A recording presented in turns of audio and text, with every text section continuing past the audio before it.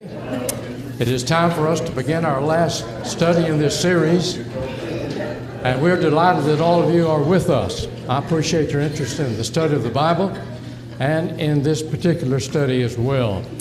We've been talking about the 10 Commandments for a happy marriage, and we've been doing that all this quarter, but this day we're going to combine it all into one lesson in 10 Commandments for a happy marriage. We appreciate the fact that all of you are here. I hope you got one of the handouts back in the back, because we'll be using it just a tad after a while. We've been talking about some important matters that affect all of us in every congregation. And I believe that strong homes will make strong congregations. A church would be no stronger than the congregation's members, married or unmarried. The home will determine how strong that congregation is. And I believe that we need to study this matter from time to time and try to impress upon everyone the importance of following the Bible in regard to marriage. Now, in the last half of the last century, marriages really began to get into trouble. Divorces really escalated. And one year there were 2,400,000 marriages, and then 1.25 million divorces. Half as many divorces as there were marriages in our country. And some say there were as many poor man divorces. A poor man divorce is one in which somebody just moves, takes off, leaves. They don't go through a divorce. It's a lot cheaper that way. I don't know how they would be able to determine that there were half as many of those as regular divorces. I don't know, but I'm sure there were too many. One congregation not one congregation, one branch of a particular church in America, a divorce-oriented church, there were a lot of divorces in it, and they wrote a book that included a ceremony for divorce. Now, we've seen books that included ceremonies for marriages, but I've never seen a book including a ceremony for divorce. Somehow it's a little difficult for me to see the sense in that. Can you imagine a preacher standing before a group of people, and a man and a woman, and saying, "We have gathered here today in the presence of God and this company of friends for the purpose of separating this man and this woman from their marriage"? That's a little bit difficult for me to understand. And yet that is something that has happened. What is happening to our marriages in America today? They're falling apart in many cases. I remember meeting a woman who was 37 years old and had been divorced 5 times. I knew a lady that I've known from the time she was in middle school who had been married and divorced 6 times. Now, I'm glad to report that she's not married at this point. I've counseled with her so many times and encouraged her. I don't think she's going to marry again. It's been a good while since she had her 6th. And I don't think she'll do it again, because I think she's grown spiritually to the point that she wants to do what is right. But that's just an indication of the condition of our country today. Many marriages are falling apart.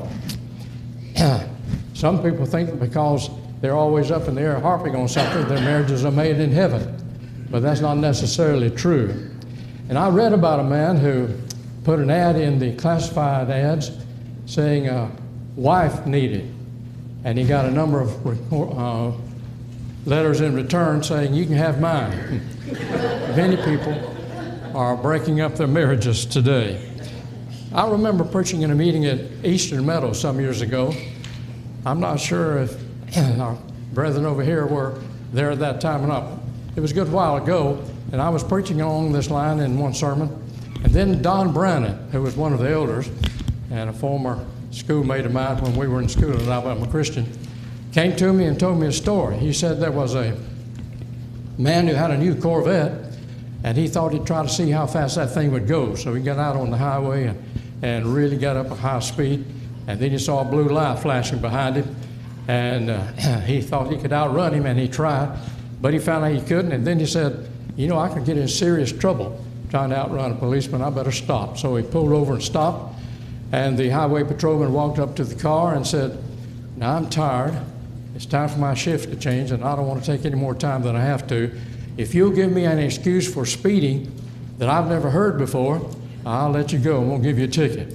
And the man said, "Well, 2 weeks ago, a highway patrolman ran off with my wife, and I thought you were that highway patrolman trying to bring her back." So that's right. There are marriages today that are falling apart, and it has been our purpose to try to help people learn some things that will help hold those marriages together. Is man any different from an animal? We ought to be. God created man in his own image, Genesis 1, verses 26 and 27. Man is to be different from the animals. Man is made in God's image. Animals don't live together in pairs generally. Animals don't get married and stay together 50 or 60 years or even a year or so. They don't get married. And it doesn't really matter to a buck how many does or which doe he chooses with whom to engage in anything. It doesn't really matter to animals. Is man no different from an animal? They don't have any contract between them. Human beings do when they get married. And so we are to live higher than animals. In Genesis 2 and verse 18, God said it is not good for man to be alone. He made a man, a wife, a woman to be in partnership with him, and it is not to break apart. It is remarkable that modern anthropologists agree with that picture of marriage that's given in the book of Genesis. It is the idea that a man and woman marry, stay together, and form a long-time companionship. Desmond Morris was a writer of a couple of books that I am aware of. The Naked Ape was one of them. And he presents the idea that man is just like an ape. He's an animal like an ape. He just doesn't have all that hair all over him. And then he wrote a book entitled Intimate Behavior, in which he discussed the marriages between human beings and compared it with the relationships between animals. And he agreed with the fact that man is different, and he ought to enter into an arrangement with a woman and stay together in that relationship all of his life. And so it's amazing that there are anthropologists and people who study such matters who agree that that is the best way for man and woman to make a commitment to each other, stay together until death. Now, Christian marriages are vital in our day, and we need to go back and follow God's plan and have Christian marriages if our society is to continue. Now, I would like to try to summarize what we've tried to say this summer, or this session, and present them in 10 commands for married people, for a happy marriage. These 10 things, I think, will summarize what we've said this quarter, and I believe it will make a happy marriage. Number one, thou shalt understand what marriage really is. Some people don't really know what a marriage is. At various times in history, people have had different ideas about what marriage is. In the first century of the Christian age, the Christian view of marriage was that one woman and one man are married for life. That's why Jesus presented in Matthew 19, verses 3 through 9. He taught that marriage is for life. In the medieval period, a romantic view of marriage grew up. Chivalry was common in that period of time. A man might take off his coat and lay it across a mud puddle, keep his wife from stepping in the mud, getting mud on her feet and shoes. And women were idolized during that period of time. And in the Reformation period, the Puritans tended to view marriage as a companionship. People were married for the sake of companionship. Of course, that is one of the purposes, but that seemed to be the big thing at that time. And then in the latest period, our period of time, marriage is simply a legal thing to many people. It's just a legal requirement. And that, of course, is partially true. It is a legal requirement, but that's not the only thing involved in it. For most of us, those of us who are Christians, marriage is a combination of all of these things. For those who believe in the Bible, we believe that marriage is a man and woman marrying, entering into a contract with each other for life. Not Adam and Steve, but Adam and Eve, a man and a woman. and they have romance in that marriage. God placed it in marriage. It's not something that people just are engaged in generally, but according to God's will, it is something in which people are engaged in marriage. In Genesis 1:18 and chapter 2, verses 23 and 24, God taught that a man and woman are to be married and stay together and enjoy the physical relationship in marriage until death. In Hebrews 13 and 4, the Bible says marriage is honorable in all, and the bed undefiled. But whoremongers and adulterers God will judge. And then we believe that marriage is a companionship. It is, of course, a man and woman entering into a relationship in which they provide companionship for each other. Genesis 2 and 18. And then it is to be legalized. According to the laws of the land, people are to be married. So that's the idea today among Christians. All of these are involved in marriage. Two people share an intimate relationship for life. In Genesis 2:23, the Bible tells us that Adam said, "She is now bone of my bones and flesh of my flesh.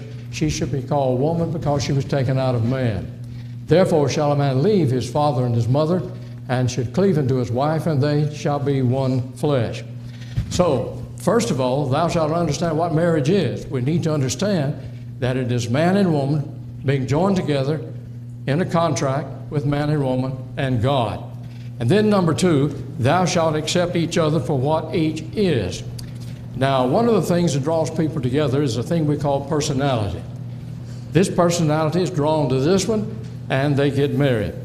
No two personalities are exactly alike. However, we need to recognize that fact. We're going to be different in a number of ways, though we may have the same type of personality. We have different backgrounds, different tastes, different interests. We're different in many ways. When my wife and I married, we were drawn together because of our personalities. Yet we were not the same in every way. Now, she loved to shop, as some women do, and I didn't. When we go shopping, I'd go find one of those chairs they usually have in the store for men, and I'd sit there while she was shopping. We're different in that regard. We were different in what we like. She didn't like coconut. Now, I love coconut, but she didn't. She loved boiled okra, but I didn't. I don't like to put anything in my mouth that I can't control, so and I can't control boiled okra, so I don't like that. We were different in some ways, and yet in other ways we were alike. Two personalities drawn together. Now, men, if you and your wife were exactly alike in every way, one of you'd be unnecessary. It's because we're not alike and we're different that God brings us together. Man and woman, two different people, two different personalities are drawn together to form a whole. Man and woman are to come together in marriage and stay that way until death if they desire to marry. And they are to accept each other as they are. They are to complement and supplement one another. And so we need to learn that there are differences in us. And if we love one another, we can live with those differences. In 1 Corinthians 13 and verse 5, the Apostle Paul tells us, as he defined love, that one does not insist on his own way. Various translations suggest that you're willing to live with each other and not expect your mate to be just like you. Love allows us to be different and yet to be one in marriage. We accept each other for what we are in marriage. I read about a small town couple that was celebrating their 50th wedding anniversary. And someone asked them to sum up the reasons why they were able to live together like that for 50 years in marriage. He said, well, for my part, I have tried to be unselfish. After all, there's no I in the word marriage. And his wife smiled and said, for my part, I've just tried to never correct my husband's spelling. There is an I in marriage. And so people need to understand that when you're together, you're individuals, and yet you are to be together, be one, and love one another. Love means that we can be different and yet accept each other. Thou shalt accept each other as each one is. Number 3, thou shalt talk things through. That's communication. A very important thing. We spent a whole class one day talking about communication. And I pointed out the fact that most counselors will tell you that the most important part in the relationship is communication. And when there are problems between the two, generally, it is because of bad communication. We human beings tend to make decisions and say things under stress and strain and anger and sorrow and whatever. And then when we get control of ourselves, it's often too late. We can't talk together. We can't explain anything to each other. We become proud and stubborn, and we refuse to talk to each other. And so there's no communication. But if people could communicate, they could solve most of the problems that exist between them.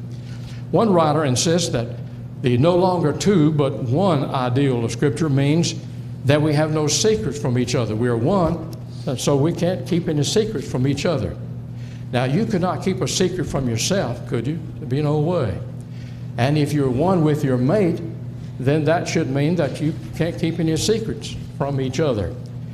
That's what it means to be one, to be so close that we really think a lot in a lot of ways. The moment we begin to hide our relationship with each other and keep things from each other, then we destroy that oneness that's to be found in a marriage relationship. I read about a man who would go out and stay late at night. He came in real late one night. His wife was already in bed asleep, and he thought he would just slip into bed and not awaken her, and she would never know what time he came in that night before. You see, he's keeping secrets from her. They had a dog that often climbed into the bed with them, and when he tried to slip into bed, he must have made a little bit of noise, and his wife about half woke up and said, "Is that you, Fido?" And then he licked her hand then, trying to cover up the fact that he was there coming in late. Marriages don't keep secrets. If we are married to one another and we are one, we ought to be one in thought and not keep secrets from each other. Could you keep a secret from yourself? I sort of doubt that. Now, if we're willing to talk things through, communicate, we probably can solve every problem. Every problem can be solved if we will communicate with each other. I read about a traveling salesman who died up in Kalamazoo somewhere, and some of his relatives sent word to a florist to prepare a wreath for the funeral, and they gave some ideas of what to do. They said, "We would like for you to have a wreath for the flowers and put these words on that ribbon. Rest in peace on both sides, and if there is room, we shall meet in heaven." And the florist turned that over to one of his young helpers who didn't have any experience, and that flower was a little different when it arrived, that wreath.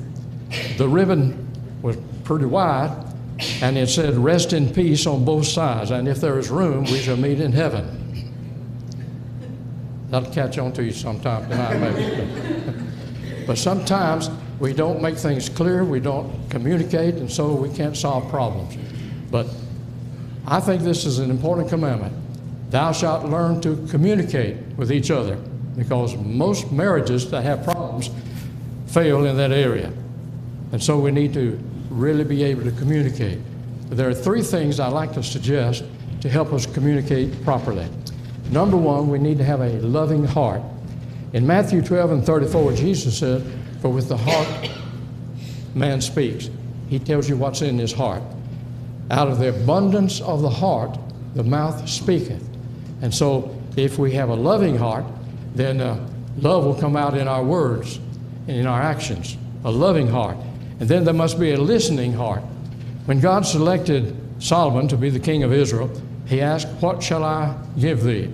And in 1 Kings 3:9, Solomon said, "Give therefore thy servant an understanding heart, that he might judge his people well."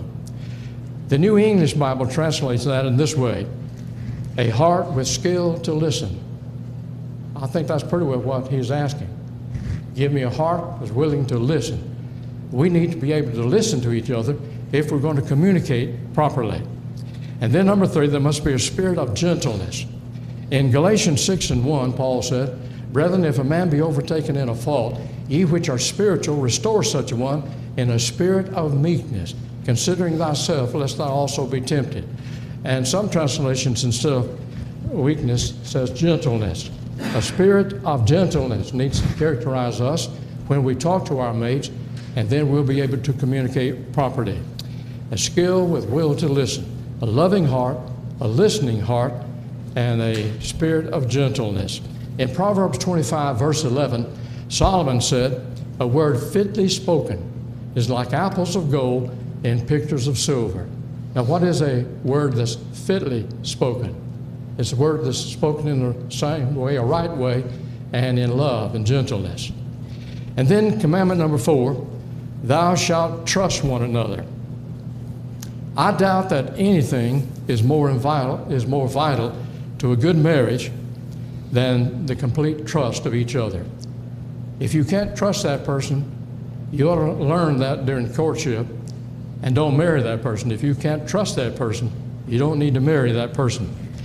If we say by our actions or our words, "I don't really trust you," now that mate may live according to our expectations of him. Now, he might live up to it if we have high expectations for him. If you have low expectations, if you don't trust him, he may live down to them. I have known of men in the past who would say, "My wife thinks I'm being unfaithful to her. I might as well go ahead and do it. She thinks I'm doing it anyway." They can live down to that expectation. So we need to trust our mate and encourage that person to be faithful and trust you just as you trust them. Trust is an expression of love. When Paul described the behavior of love in 1 Corinthians 13, verse 7, he said, "Believeth all things." That's the King James reading. Believeth all things. Moffat translates that verse in this way: love is always eager to believe the best. That's trusting that person. Love is always eager to believe the best. Love that person, trust that person, and you can have a good marriage. And then commandment number 5, thou shalt forgive one another. Now, this, of course, is vitally important as well. We marry, in the words of the typical ceremony, for better, for worse, for richer, for poorer, in sickness and in health, because there's going to be some of both. There will be some joys and some heartaches. And sometimes, because of our weaknesses, our ignorance, sometimes we'll say or do something in the wrong way, and we will hurt our marriage partner. But we have to forgive. Forgiveness is the practical Christian virtue that enables us to stay together and have a good marriage, even though sometimes we do or say something to harm the feelings of our partner. Forgiveness is vital for every Christian, especially in a marriage relationship. Now, forgiveness costs something. If somebody owes you $1,000 and you forgive the debt, that means you lose $1,000. Forgiveness sometimes is costly, especially if it's not deserved. In Romans 5 and 8, Paul said, God commendeth his love toward us in that while we were yet sinners, Christ died for us. God forgives us even when we're sinners. Now, that's really something. We ought to be grateful for God's grace and his mercy, because he forgives us when we don't deserve it. Sometimes our mate does not deserve forgiveness, but we ought to have the love like God had and forgive that person. Mackie and I were counseling with a couple on one occasion. They were both members of the church. The husband had been unfaithful to his wife, but he had repented seemingly. He was really sorry, and he wanted to make that marriage work, but she had kicked him out. And we were trying to encourage the wife to forgive him, to accept him back, and try to make that marriage work. And she said, I want to work it out, but I don't want to hurt anymore. She meant I'll be having a risk or taking a risk if I take him back. There is a possibility that he might do it again. She would be hurt again. That's true. But I said, things that are worthwhile are worth the risk. If a thing is important, if it's worthwhile, it's worth taking a risk. And so we encourage her to forgive him, accept him back, and try to make that marriage work. It costs to forgive. It's expensive, but we need to do it. And a marriage can't work if you cannot forgive, because there are going to be many times in which one will hurt the other in some way. Marriage cannot survive without that ability to forgive. You remember that Peter said to the Lord on one occasion, "Lord, how oft shall my brother sin against me and I forgive him? Until 7 times? You remember what Jesus said? I say not unto thee until 7 times, but until 70 times 7. That's 490 times, isn't it? 490 times. Now, Peter thought he was being pretty good, forgiving. The Jewish rabbis had taught him he only had to forgive 3 times. And he had doubled that and added one for good measure and said 7 times. He thought he was being really forgiving, but not if you're married. Now, Peter was married, but he must not have been married very long at the time he asked that question, when he thought the 7 times would be too many to forgive or enough to forgive. But if you're married, you're going to have to forgive more times than that. Forgive one another. A preacher one time was preaching along this line, and he said, let me give you a good suggestion that will help with these problems in your marriage. Never go to bed until you kiss and make up. If you have a problem, don't go to bed until you kiss and make up. He said, my wife and I try to follow that. Sometimes we go to bed pretty late, but we try to follow that. That's a good rule to follow. Never go to bed mad. Don't go to bed until you kiss and make up. Forgiveness means a willingness to bury the past, put it away forever, never bring it up again. You know, if we were willing to do that, most of the problems we have in our marriages could be solved. Thou shalt forgive one another. And then commandment number 6, thou shalt develop a sense of humor. Now, it's good to have a sense of humor. You remember that old adage, an apple a day keeps the doctor away? Let's change that a little bit. A laugh a day keeps the lawyer away. It'll do it. If you have a sense of humor, you can laugh about some things. You won't need to call the lawyer for divorce. The ability to laugh at ourselves is a sign of mental health. If you can really laugh at yourself, laugh with your marriage partner, that means you are in good physical and mental health. Laughter in the home is better than a whole shelf of books on psychology and marriage. Now, I have a number of books on my shelves about marriage, psychology, and so on. But I tell you, if you can laugh together, that'll do more than those books will. It would be good to develop a sense of humor. In Proverbs 17 and verse 22, Solomon said, a merry heart doeth good like a medicine. That's better than castor oil.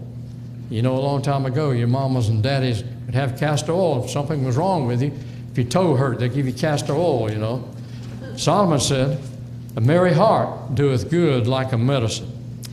If you and your mate can laugh together, find some humor in every situation, there's no problem that you can't lick. Thou shalt develop a sense of humor, be willing and able to laugh together. And then commandment number 7, thou shalt take the positive approach. Much of our problems in marriage is caused not by circumstances, but by our reaction to those circumstances. Now, bad things are going to happen to us. Good and bad things will come. We're to marry whether it's good or bad, and stay together if it's good or bad. But you know, if we take the positive approach and look for the good in every situation, then you can still get together. Proverbs 25 and verse 24, Solomon said, it is better to dwell together in a housetop than with a brawling woman in a wide house. Some translations may say brawling woman. Some say contentious woman. It's about the same thing. But the principle works with men as well. It is better for a woman to dwell together with a man in a brawling house with a brawling man, a contentious man. It works both ways. Men and women need to take things positively rather than negatively.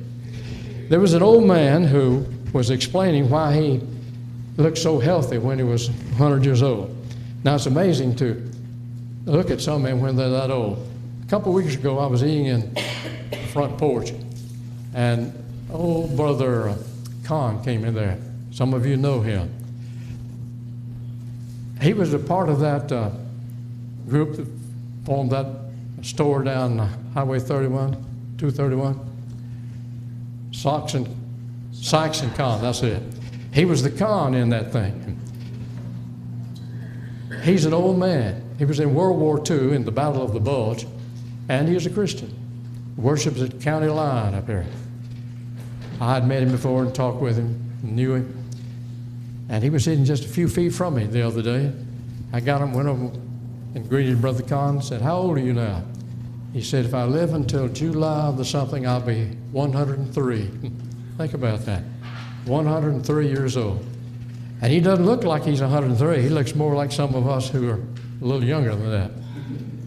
Here was a man who was celebrating his 100th birthday, and he was asked, "Why do you look so good when you're 100 years old?" He said, "Well, 75 years ago when my wife and I got married, we formed a pact between us. We agreed that when we had a fuss, then the one who was wrong would go outside and walk for about 10 minutes until it cooled down. And I attribute my good health to the fact that I've been out in the open air so long, you know." That's a good rule to follow, isn't it? Thou shalt take the positive approach. He found something good in that going outside, you know. We too can find something good in everything that happens in our marriages. We need to look at everything in a positive way because we see what we're looking for. Have you ever noticed that? You find what you're looking for. And I believe that can be true in our marriages. Number 8, thou shalt cultivate thy romance. Young people usually make special efforts during courtship to win that person they want to marry. Men and women do that, young men and young women. They try to put on their best front. They try to do everything just right. And they want to be kind and generous and loving during courtship because they want to catch that person and marry. But then when some people get married, they forget all about that. They forget all of those good things they were doing trying to catch that person. It's like opening a car door. A young man will open the door for his girlfriend, and when they get to the restaurant where they're going to eat, he'll open the door for her. He'll help her to be seated there in the restaurant. He always does things like that because he's trying to catch her. But then after they get married, he forgets about that. As I told you, sometimes when they get married, forget about those things, have 2 or 3 kids. He expects her to climb over a barbed wire fence in a long dress and high heel shoes with a kid under each arm. And he says, "Come on, Sal, can't you keep up?" That's the way we do sometimes when we get married. Forget about those niceties. Forget about those good things we're doing, trying to win that person. I was talking about this one time when I was preaching at Del Reyta, and I said, when I see a man opening a car door for a lady, I know one of 2 things is true. Either the lady is new, or the car is new. And then after the service, Mac and I went out to the car to get in the car and go home. I opened the car door for her, and one of the elders walked by about that time. He saw me open the door for her. He said, "New lady or new car?" At least he was listening, you know. You know, if we really love each other, why would we not keep on doing those things we were doing when we were trying to catch that person? Sometimes when I'm counseling with couples that are having trouble in marriage, I make this suggestion. I'd like to suggest that you go back and court this person again. Do whatever you were doing to catch that person.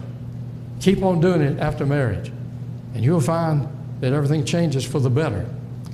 Thou shalt cultivate thy romance. Think what it would do if we practice the same good things after marriage that we practiced before marriage. In Proverbs 5, verse 18, Solomon said, "Rejoice with the wife of thy youth." Suppose a man thinks of his wife after 30 years in the same way he was thinking of her when they first courted. What a difference it would make. William Jennings Bryan is a person well known in history. If you know your history, you'll remember him.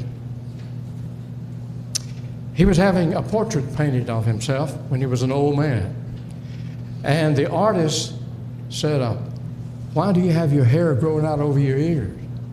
He said, well, there's a romance involved in that. He said, back before my wife and I were married, she didn't like my ears sticking out so much. I guess it looked like a taxi cab coming down the road with the back doors open, and she didn't like his ears sticking out like that. So he said, I let my hair grow out to cover my ears. And the artist said, well, that's a long time ago. Why are you doing it now with your hair like that? He said, the romance is still going on. That's the way it ought to be in our romances. Those good things we were doing to please our mate back when we were courting should be practiced throughout the marriage. Thou shalt cultivate thy romance. I read the story somewhere, I heard it, about a man and his wife who were having trouble, and they went to a psychologist who was a marriage counselor, and he learned from talking with him that the wife thought the husband didn't love her anymore. He never really expressed his love for her anymore. And this psychologist was trying to convince the man that he ought to continue doing these things, showing that he loved his wife. And he thought the man was not really listening. He wasn't getting through to him. So the psychologist got up from his chair, walked around his desk, and picked that wife up in his arms, squeezed her tightly, and placed a big kiss right on her lips. And then he said to the husband, that's the type of treatment she needs about 3 times a week. He said, all right, I'll bring her in every Monday, Wednesday, and Friday. So, now, we need to get the point when the man is trying to talk with us and help us with our marriages. We need to continue doing the things after marriage that we were doing before marriage when we were trying to catch that person and marry. You can build happiness when you and your marriage and you and your mate will do these things after you marry. Thou shalt be loyal to one another. And then number 10, thou shalt build happiness when you and your husband are committed to each other. Thou shalt make this a Christian marriage. Now, we want to be Christians. We want to obey God. We want to go to heaven. But that means we need to make our marriage a Christian marriage. When you merely love one another, you remain just two selves. But when God is involved in it and calls you to be married, when God marries you, then of course you need to do what God wants you to do in your marriage. You want to obey the Lord. Make it a Christian marriage. Since God is the author of marriage, you need to do what He tells us to do. He knows what is best. The biblical view of marriage is the best possible foundation to build that marriage upon. If you're a Christian, a faithful Christian, if both are faithful Christians, then you can build a good marriage upon that relationship. Two people who have turned away from self and sin and have committed themselves to the marriage partner can make a good marriage. Now, I believe that these 10 commandments will help us to have good marriages. In Galatians chapter 2, verses 21 and 22, Paul talked about the evidence that one is a Christian, the fruit of the Spirit. But the fruit of the Spirit is love, joy, peace, long-suffering, gentleness, goodness, faith, meekness, temperance. All of these things are part of the lives of Christians. They're evidencing those things in their lives. If we will have that kind of marriage, if we practice Christianity, then we can have a long marriage. It'll last until we die. Now, some years ago, I ran across a story about an artist who wanted to paint a picture, a drawing, of the most beautiful thing in the world. But he wondered what it was. He didn't know what the most beautiful thing in the world was. And so he began to talk to other people about it and try to find out. He left his studio, got on the elevator to go downstairs to leave for the day, and there was a preacher on the elevator. And he asked the preacher, what is the most beautiful thing in the world? And the preacher said, faith. You can feel it in the church and find it at every altar. Faith is the most beautiful thing in the world. And then he left the building, walking down the street, he passed a church building. A couple came out after just being married. And he asked the wife, "What is the most beautiful thing in the world?" And she said, "Love. It turns poverty into riches and sweetens your tears. It makes much of little. Without love, there can be no beauty." Love is the most beautiful thing in the world. And as he walked down the street, he met a soldier, and he stopped him and asked him, "What is the most beautiful thing in the world?" And he said, "Peace is the most beautiful thing in the world. War is the ugliest. Where you find peace, you find beauty." And then he walked on home, and he wondered, how can I paint the most beautiful thing in the world?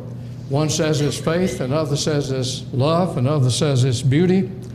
How can I paint those things? They're abstract ideas. He walked into his house, and entering into his house, he saw faith in the eyes of his children and love in the eyes of his wife. And there was in his home peace and faith that love had built. And so he concluded that the home is the most beautiful thing in the world because it has faith and love and beauty in it. So he painted a picture of his home, and he said that's the most beautiful thing in the world. I think we can say the same thing about our homes when we're doing the things that God wants us to do. When we consult the architect and we try to do the things that God wants us to do in our marriages, I think we can say love, faith, and beauty are all wrapped up in the home, the most beautiful thing in the world. Well, I haven't given you any opportunities this quarter to make any comments. We had comments from one person. A visitor was with us one day and made a comment, and I haven't given you time to say anything. But there are so many things to talk about, so many things to present, I thought it would be better to just go ahead and try to get through all the material rather than having a discussion. It's good to have you with us. We appreciate the fact that you've been here. Does anyone have anything that you'd like to add or take away from our class? Good to have all of you with us today. Thank you.